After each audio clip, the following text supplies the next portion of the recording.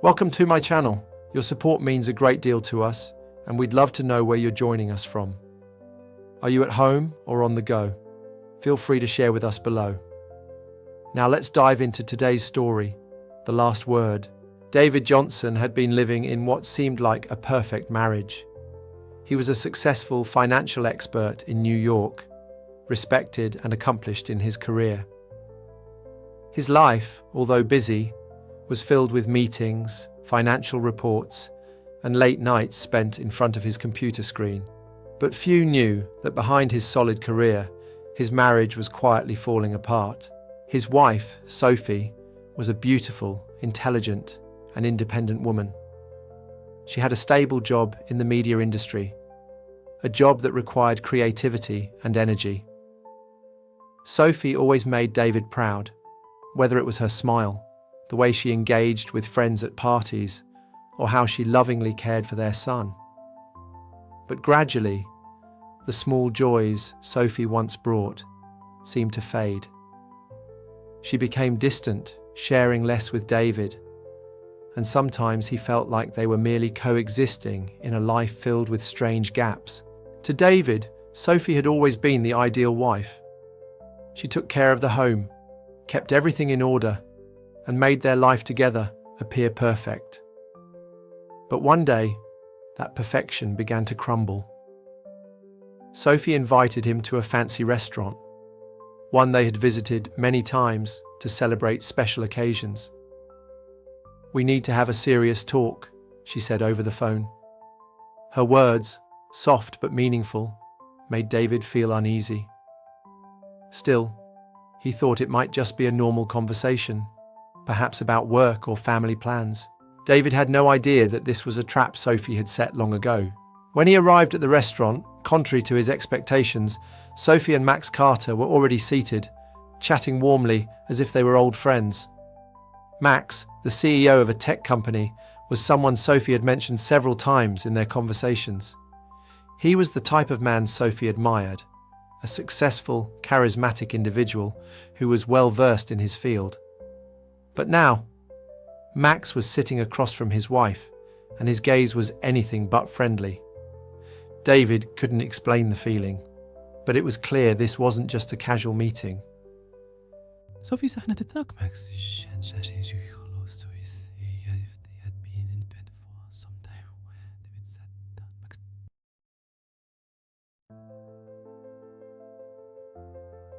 You have two choices.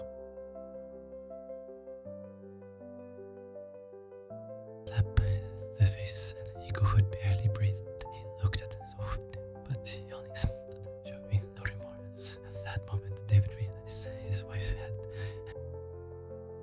David's patience had run out. He couldn't stay silent any longer. All the years of love, all the sacrifices for their family, now seemed like a cruel joke. David stood up without saying a word and punched Max hard in the face. The punch wasn't just the rage of a man betrayed, it was the release of a man pushed to the brink of endurance. Max fell to the floor. The people around them panicked, while Sophie screamed and tried to drag David out of the restaurant. He didn't feel satisfaction, only a hollow emptiness he couldn't shake. That night, as David returned home, he couldn't stop thinking about what had just happened. Sophie stood there, her eyes red with tears, but not a single apology passed her lips. All she said was, "You didn't have to do that, David." But for him, everything was clear. Their life together had ended. David couldn't stop thinking about Sophie and Max. The images of them together haunted him at every moment. When he walked into their home, everything appeared normal, but he felt a profound change inside. He felt as though he was living in a house that no longer belonged to him.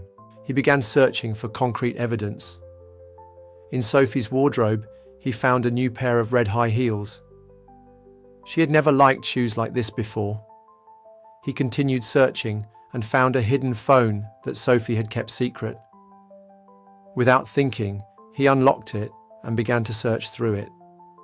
The messages between Sophie and Max were undeniable proof.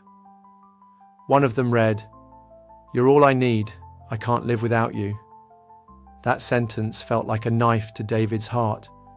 He couldn't believe what he was reading. Sophie had been cheating on him all this time while he had trusted her. He kept checking the phone and found photos of Sophie and Max in a hotel.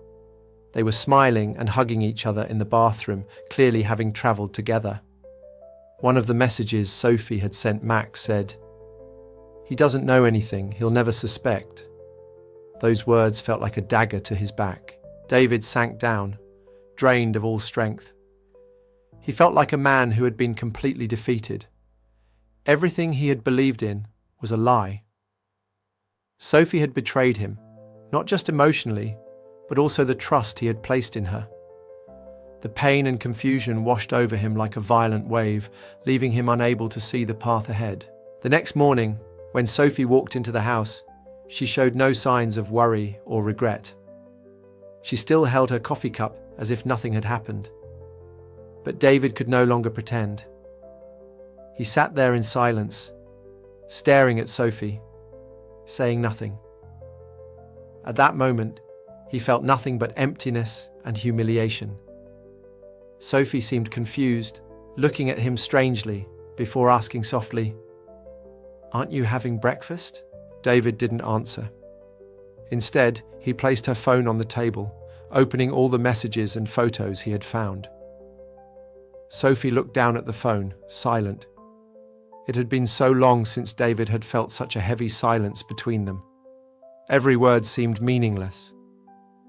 When Sophie looked at him, her eyes lacked remorse and were instead filled with indifference. Sophie stood up and walked away without saying a word. David didn't stop her because he knew their marriage had ended long ago.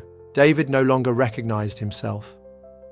After that night, when he saw Sophie walk away without a single apology, without a hint of guilt or regret, he felt like the whole world had collapsed beneath his feet. What was once his refuge, his place to find solace after the stresses of work, had now become a cold, empty room full of nothing but lies. He didn't want to keep living in the shadow of a wife who had betrayed him.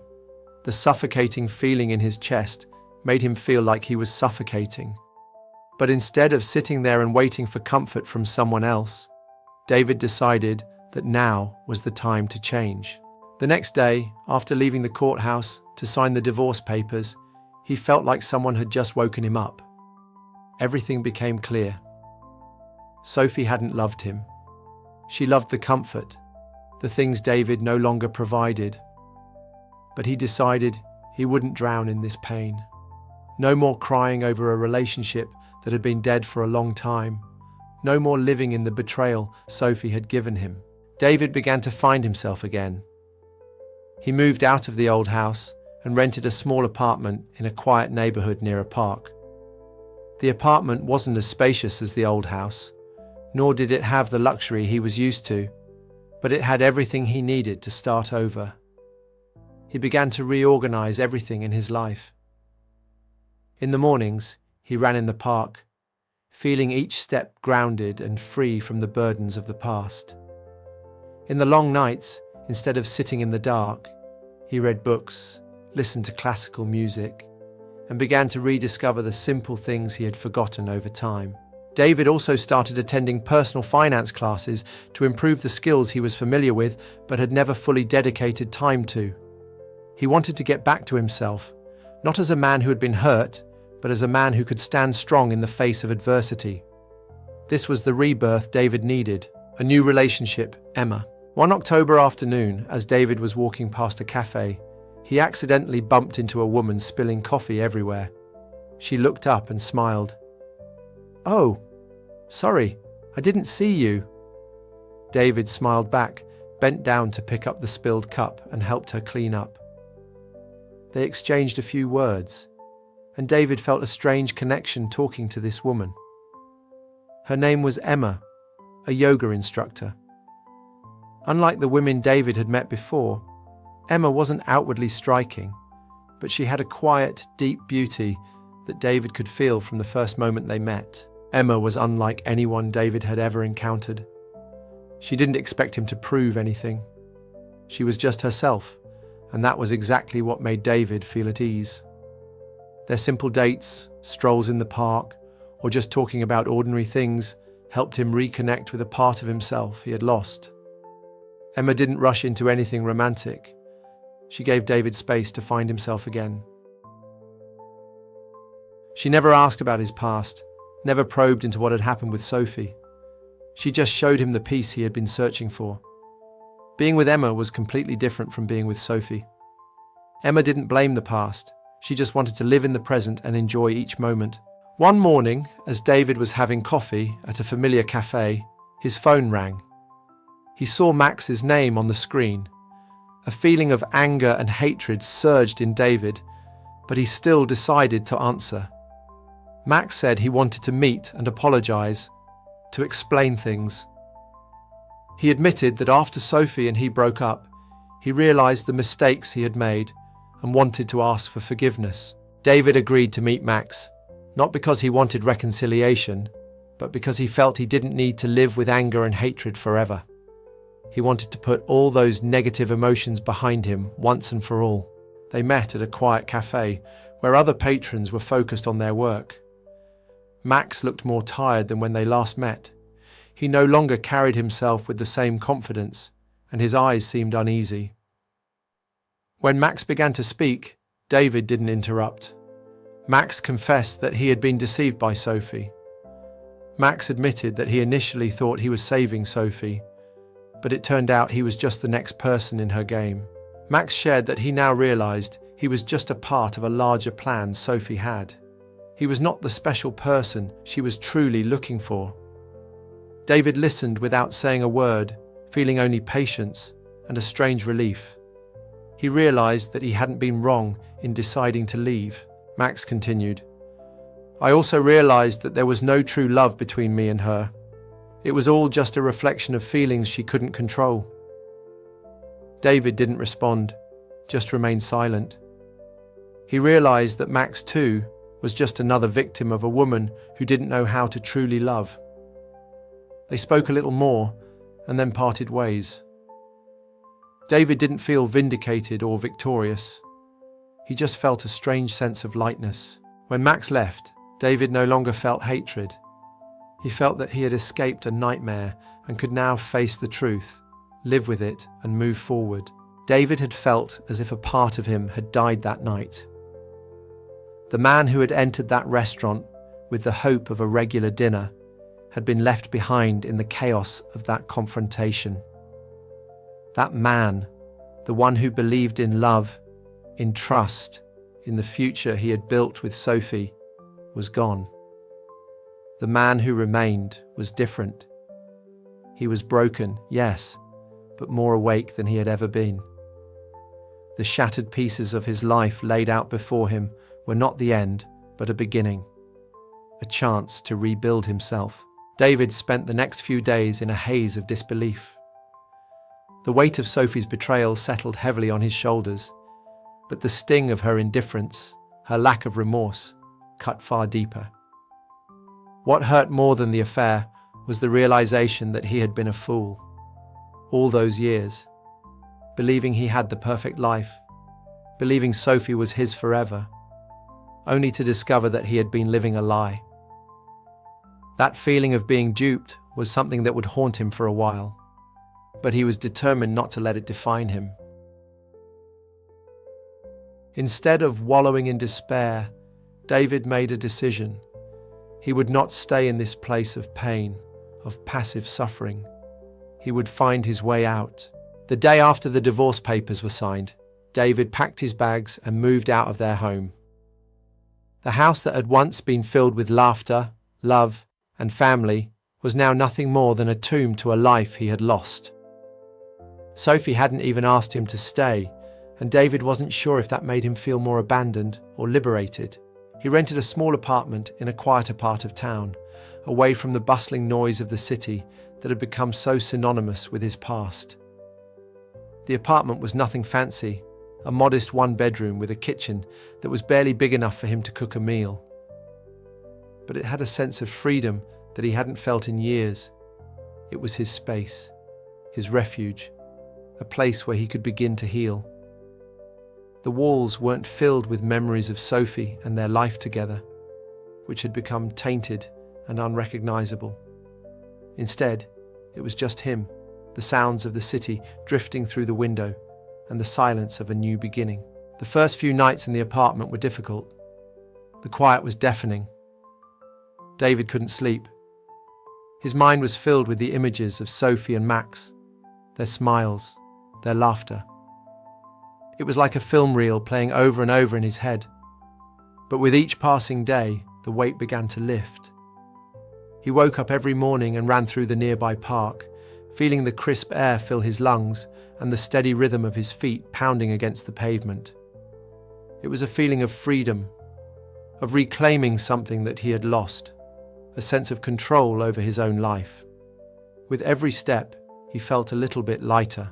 David spent his evenings in the small apartment, not sitting idly, but rather throwing himself into work, something he had neglected for so long. He threw himself into reading about personal finance, attending seminars, and getting involved in the local community.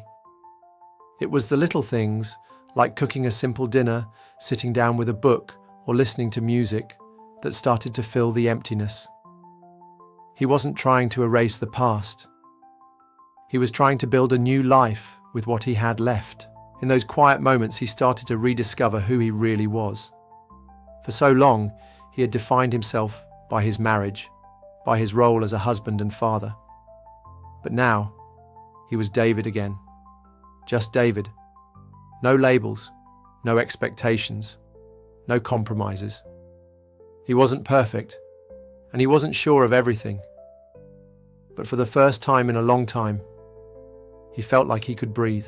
It was during one of his evening walks through the park that David met her.